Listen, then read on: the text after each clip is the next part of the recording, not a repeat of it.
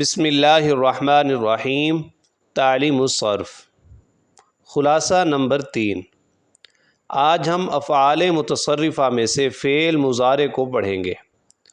فعل مضارع وہ فعل ہے جس سے کسی کام کا زمانہ حال یا زمانہ مستقبل میں ہونا یا کرنا سمجھا جائے، جیسے یدخلو داخل ہو رہا ہے یا داخل ہوگا وہ ایک مرد۔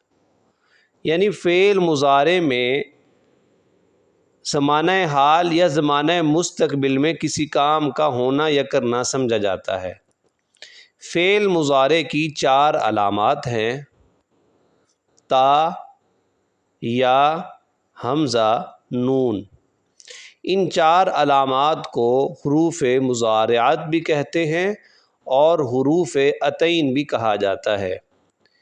ان 4 میں سے کوئی نہ کوئی ایک حرف فعل مضارع کے شروع میں آئے گا۔ جب یہ فعل مضارع کے شروع میں آئیں گے تو ہمیں پتہ چل جائے گا کہ یہ فعل مضارع ہے، اور پھر ہم اس کا ترجمہ زمانہ حال یا پھر زمانہ مستقبل میں کریں گے۔ 4 علامات میں سے جو پہلی علامت یا ہے، یہ 4 صیغوں کے شروع میں آتی ہے۔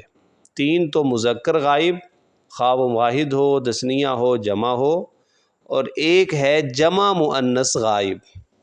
تو یہ 4 صیغوں کے شروع میں آتی ہے، اور اس وقت اس کا ترجمہ وہ کے ساتھ کیا جاتا ہے، یعنی وہ داخل ہوگا یا وہ مدد کرے گا یا کرتا ہے، تو اس طرح۔ نمبر 2، دوسری علامت حروف عطین میں سے تا ہے۔ تو تا 8 صیغوں کے شروع میں آتی ہے۔ 2 تو مؤنث غائب کے، واحد مؤنث غائب اور تثنیہ مؤنث غائب، اور 6 صیغے حاضر کے، 3 مذکر حاضر، 3 مؤنث حاضر۔ تو یہ کل 8 صیغے ہوئے۔ تو تا 8 صیغوں کے شروع میں آتی ہے۔ تو حاضر کے صیغوں کے شروع میں جب آئے گی تو اس کا ترجمہ تم کے ساتھ یا تو کے ساتھ یا آپ کے ساتھ کیا جائے گا، اور جب یہ واحد مؤنث غائب یا تثنیہ مؤنث غائب کے شروع میں آئے گی تو پھر تا کا ترجمہ وہ کے ساتھ کیا جائے گا۔ تیسری علامت حروف عطین میں سے حمزہ ہے۔ حمزہ صرف ایک صیغے اور وہ ہے صیغہ واحد متکلم کے شروع میں آتا ہے، اس وقت حمزہ کا ترجمہ ہوتا ہے میں۔ چوتھی علامت نون ہے، جو صرف جمع متکلم کے شروع میں آتی ہے، اس وقت اس نون کا ترجمہ ہوتا ہے ہم۔ اب اس کے بعد ہم فعل مضارع معلوم بنانے کا اب ہم طریقہ پڑھتے ہیں۔ تو یہ بات آپ کو پہلے بتا دی گئی تھی کہ ماضی سے مضارع بنتا ہے اور پھر مضارع سے سارے صیغے بنتے ہیں۔ تو ماضی معلوم کے شروع میں ہم علامت مضارع کو لگائیں گے، اور پھر 5 صیغوں کے آخر میں ضمہ لگا دیں گے، یعنی پیش آتا ہے، اور وہ 5 صیغے یہ ہیں: واحد مذکر غائب، واحد مؤنث غائب، واحد مذکر حاضر، اور واحد متکلم۔ نمبر 5 جمع متکلم۔ تو یہاں واحد مؤنث حاضر نہیں ہے، تو واحد مؤنث حاضر کی جگہ ہم جمع متکلم کو لگائیں گے۔ تو مطلب یہ ہے کہ تقریباً سارے واحد کے صیغے اس کے اندر آ جائیں گے سوائے واحد مؤنث حاضر کے۔ تو یہ 5 صیغوں کے آخر میں ضمہ آتا ہے۔ 7 صیغوں کے آخر میں نون آتا ہے، اور اس کو نون اعرابی کہتے ہیں، اور وہ 7 صیغے یہ ہیں: تثنیہ مذکر غائب، تثنیہ مؤنث غائب، تثنیہ مذکر حاضر، تثنیہ مؤنث حاضر، یعنی تثنیہ کے 4 صیغے۔ نمبر 5 جمع مذکر غائب اور جمع مذکر حاضر۔ نمبر 7 واحد مؤنث حاضر۔ تو ان کے آخر میں نون آتا ہے، اور اس نون کو نون اعرابی کہا جاتا ہے۔ 2 صیغوں کے آخر میں نون مفتوح ہوتا ہے، یعنی زبر والا ہوتا ہے، اور نون مفتوح علامت جمع مؤنث ہوتی ہے، اور وہ 2 صیغے یہ ہیں: جمع مؤنث غائب اور نمبر 2 جمع مؤنث حاضر، جیسے ینصرنا اور تنصرنا۔ تو یہ جو نون ہے یہ ضمیر فاعل، یعنی فاعل کی ضمیر بھی ہے، تو یہ جمع کے لیے آتا ہے، اور دوسرا یہ جو نون ہے یہ جمع کی علامت سمجھی جاتی ہے۔ تو یہ پہلے 5 اور پھر 7 اور اس کے بعد 2، تو یہ کل 14 صیغے ہوئے۔ تو اس سے ہمیں فعل مضارع معلوم بنانے کا طریقہ بھی سمجھ آ گیا۔ اسی کے ساتھ ہی ہم فعل مضارع مجہول بنانے کا طریقہ بھی پڑھ لیتے ہیں۔ تو فعل مضارع مجہول متعدی سے بنتا ہے، تو علامت مضارع کو ہم ضمہ دے دیں گے۔ آخر سے پہلے حرف کو ہم اگر فتح نہ ہو یعنی زبر نہ ہو تو زبر دے دیں گے، باقی حروف اپنی حالت پر رہیں گے، جیسے ینصرو سے ینصارو، تو یہ فعل مضارع مجہول کا صیغہ بن جائے گا۔ اور اگر ہم فعل مضارع منفی ہم نے بنانا ہو تو اس کے شروع میں لا لگا دیں گے یا پھر ما لگا دیں گے، اور لا یا ما لگانے سے مضارع کے اندر کوئی تبدیلی نہیں آئے گی۔ ہاں البتہ صرف معنی چینج ہو جائے گا، تبدیل ہو جائے گا، معنی کے اندر ہم منفی والا معنی لے کے آئیں گے، جیسے لا ینصرو مدد نہیں کر رہا ہے یا نہیں کرے گا وہ ایک مرد، تو اب اس طرح ترجمہ ہو جائے گا۔ اب اس کے بعد ہم فعل مضارع مثبت معلوم کی سب سے پہلے گردان پڑھ لیتے ہیں، وہ جس کا ہم نے اوپر طریقہ پڑھا تھا کہ 5 صیغوں کے آخر میں ضمہ آتا ہے، 7 کے آخر میں نون اعرابی آتا ہے، 2 صیغوں میں نون مفتوح یعنی جو اس کی علامت ہوتا ہے جمع مؤنث کی وہ سمجھا جاتا ہے تو وہ آتا ہے۔ تو سب سے پہلے ہم اس کا میزان پڑھتے ہیں، یفعلو یفعلانی یفعلون، تفعلو تفعلانی، یفعلنا تفعلو تفعلانی، تفعلون تفعلین تفعلانی، تفعلنا افعلو نفعلو۔ تو یہاں چونکہ ینصرو سے ہے تو اس لیے عین کے اوپر بھی پیش ہے، یفعلو یفعلانی یفعلون تفعلو تفعلانی یفعلنا، تفعلو تفعلانی تفعلون تفعلین تفعلانی تفعلنا افعلو نفعلو۔ تو اسی کے شروع میں ینصرو آ جائے گا، تو اسی کے وزن پہ ینصرو ینصرانی ینصرونا، تنصرو تنصرانی ینصرنا، تنصرو تنصرانی تنصرونا تنصرینا تنصرانی تنصرنا انصرو ننصرو۔ اور ترجمہ بھی دیکھیں، مدد کر رہا ہے یا کرے گا وہ ایک مرد، اسی طرح مدد کر رہے ہیں یا کریں گے وہ 2 مرد، وہ سب مرد، وہ ایک عورت، وہ 2 عورتیں، تو اس طرح ترجمہ ہوتا جائے گا۔ اگر ہم نے اس کا مجہول بنانا ہو تو ہم پہلے طریقہ پڑھ چکے ہیں کہ علامت مضارع کو پیش دے دیں گے، آخر سے پہلے کو زبر دے دیں گے، باقی ویسے اپنی حالت پہ رہیں گے۔ اسی کے ساتھ ہی ہم صرف کبیر فعل مضارع مثبت مجہول کی پڑھ لیتے ہیں، تو اس میں ینصرو ینصرانی ینصرونا، تنصرو تنصرانی ینصرنا، تنصرو تنصرانی تنصرونا تنصرینا تنصرانی تنصرنا انصرو ننصرو۔ تو ترجمہ ہو جائے گا کہ مدد کی جا رہی ہے یا کی جائے گی اس ایک مرد کی، تو اس میں فاعل معلوم نہیں ہوگا۔ باقی اس کے شروع میں لا لگا دیں گے تو لا ینصرو لا ینصرو، تو اس طرح ترجمہ جو ہے وہ منفی میں ہم تبدیل کر سکتے ہیں۔ اسی کے ساتھ ہی ہم تیسرا فعل پڑھتے ہیں افعال متصرفہ میں سے فعل جہد منفی بلم۔ یہ وہ فعل مضارع ہے جس سے گزشتہ زمانے میں کسی کام کا نہ ہونا یا نہ کرنا سمجھا جاتا ہے، تو جب بھی لم شروع میں آئے گا تو آپ سمجھ جائیں کہ ہم اس کا ماضی میں ترجمہ کریں گے، جیسے لم یدخل نہیں داخل ہوا وہ ایک مرد، لم ینصر نہیں مدد کی اس ایک مرد نے۔ اس کی 2 قسمیں ہیں، نمبر 1 معلوم یا مجہول۔ معلوم کا مطلب ہے کہ فاعل معلوم ہوگا، مجہول نہیں معلوم ہوگا۔ فعل جہد منفی بلم بنانے کا طریقہ، فعل مضارع سے اس طرح بناتے ہیں کہ اس کی ابتدا میں ہم لم لگا دیں گے اور لم جازم ہوگا۔ جازم کا مطلب ہے کہ آخری حرف پر لم جزم لگا دے گا، جس کی وجہ سے وہ جو 5 صیغوں میں ضمہ آ رہا ہے تو ان 5 صیغوں میں اب سکون آ جائے گا، یعنی جزم آ جائے گی، اور وہ 5 صیغے یہ ہیں: واحد مذکر غائب، واحد مؤنث غائب، واحد مذکر حاضر، واحد متکلم اور جمع متکلم۔ جیسے ینصرو تھا، لم لگا دیا تو یہ ہو جائے گا لم ینصر، لم تنصر، تو اس طرح ہو جائے گا۔ 7 صیغوں کے آخر میں نون اعرابی جو آتا ہے وہ نون اعرابی گر جائے گا، تو یہ ہو جائے گا لم ینصرا، اصل میں تھا ینصرانی، تو لم لگانے سے وہ نون غائب ہو جائے گا۔ اور واحد مؤنث حاضر جیسے لم تنصری، اس طرح 2 صیغوں کے آخر میں کوئی عمل بھی نہیں ہوتا، بس اس کے شروع میں ہم لم لگاتے ہیں، صرف ترجمہ ہی چینج ہوتا ہے۔ اس کے بعد اب ہم صرف کبیر فعل جہد منفی بلم معلوم کی پڑھ لیتے ہیں اسی طریقے سے جو ہم نے اوپر پڑھی ہے۔ لم ینصر لم ینصرا لم ینصرو لم تنصر لم تنصرا لم ینصرنا لم تنصر لم تنصرا لم تنصرو لم تنصری لم تنصرا لم تنصرنا لم انصر لم ننصر۔ ترجمہ کیا ہوگا؟ مدد نہیں کی اسے ایک مرد نے، مدد نہیں کی ان دو مردوں نے، بس اس طرح ترجمہ ہو جائے گا۔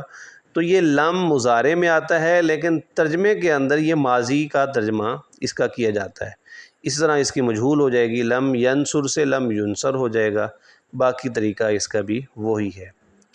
اس کے بعد اب ہم پڑھتے ہیں افعال متصرفہ میں سے چوتھا فعل مستقبل مؤکد منفی بلند، یعنی شروع میں لام نون آئے گا، لن یدخلا لن تنصرا لن ینصرا، تو اس طرح آئے گا۔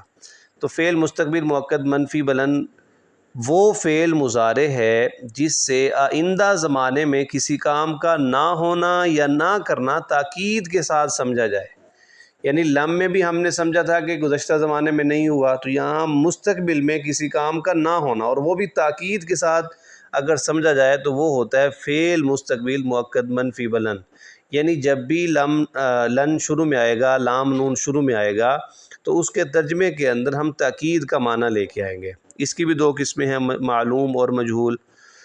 بنانے کا طریقہ کیا ہے کہ شروع میں ہم لام نون کو لگا دیتے ہیں، یعنی لن ناصب لگاتے ہیں، ناصب کا معنی ہے جو آخر میں زبر لے کے آتا ہے، تو لم آخر میں جزم کر دیتا ہے اور لام نون یعنی لن جہاں بھی آئے تو آخر میں یہ زبر لگائے گا، اور یہ انہی 5 صیغوں میں جن پہ پیش آتا ہے ان میں یہ زبر کر دے گا، جیسے لن ینصرا اس طرح ہو جائے گا، باقی نون اعرابی 7 صیغوں سے گر جائے گا، 2 صیغے ویسے کے ویسے رہیں گے اور اس کی گردان بھی ویسے، لن ینصرا لن ینصرا لن ینصرو۔ ترجمہ کیا ہو جائے گا؟ ہرگز نہیں مدد کرے گا وہ ایک مرد، تو ہرگز تاکید آ رہی ہے، ہرگز نہیں مدد کریں گے وہ 2 مرد، تو باقی گردان اس کی بھی ویسے ہے۔ مجہول کے اندر بھی ایسے ہی ہے، لن ینصرا ترجمہ ہوگا ہرگز مدد نہیں کی جائے اسے ایک مرد کی، نہیں کی جائے گی اسے ایک مرد کی، ایسے ہی ہرگز نہیں مدد کی جائے گی ان 2 مردوں کی، تو یہ لن ینصرا لن ینصرا لن ینصرو یہ اس کا یعنی مجہول کا ہو جائے گا، یعنی مستقبل میں کسی کام کے نہ ہونا اور وہ بھی تاکید کے ذریعے بتایا جائے تو اس کے لیے فعل مستقبل مؤکد بلند استعمال کیا جاتا ہے۔ اس کے بعد اب ہم پڑھتے ہیں افعال متصرفہ میں سے فعل مستقبل مؤکد بالام و نون تاکید ثقیلہ۔ تو اس میں کیا ہے کہ مستقبل میں کوئی کام ہوگا اور وہ بھی تاکید کے ذریعے سمجھایا جائے گا، بالام لام کے ذریعے اور نون تاکید ثقیلہ کے ذریعے، تو لام شروع میں آتا ہے، نون تاکید ثقیلہ یعنی نون کے اوپر تشدید ہوگی وہ آخر میں آئے گا، تو یہ اس کا طریقہ ہے۔ تعریف اس کی یہ ہے کہ یہ وہ فعل ہے جس سے کسی کام کا زمانہ مستقبل میں ہونا یا کرنا تاکید کے ساتھ سمجھا جائے، جیسے لیدخلن یقیناً ضرور بھی ضرور داخل ہوگا وہ ایک مرد، لینصرن بلکہ لینصرن یقیناً ضرور مدد کرے گا وہ ایک مرد۔